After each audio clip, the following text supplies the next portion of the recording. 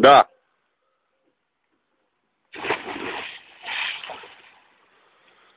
Te-am prins, bă.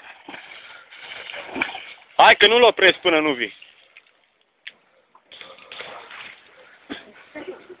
Ai obosit deja? English nu ai obosit deja? Nu, de ce? Nu. Mă filmezi cum lași acum? Da. Eu să fiu un pic mai lung, știi? Deci tu doar îl caci.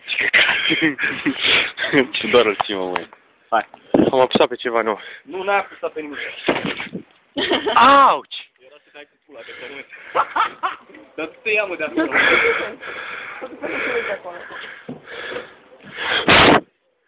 Dar tot în direcția asta.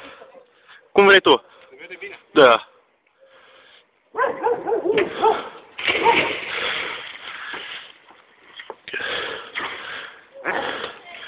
Și după aia veniți una din voi, bă, și sărim amândoi.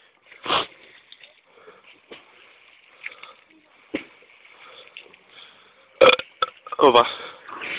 English? După aia filmează minuni numai să ne prindă ca lumea și sărim amândoi, dar deodată. Da. Biggie, deci ne filmezi?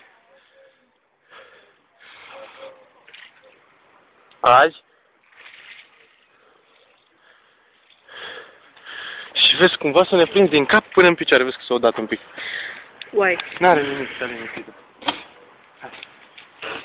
Nu așa pe drept, pur și simplu. Pe drept? Ok.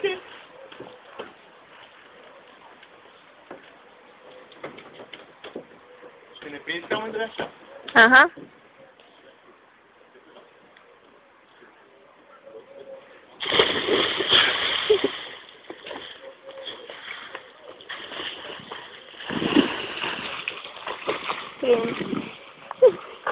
Nu?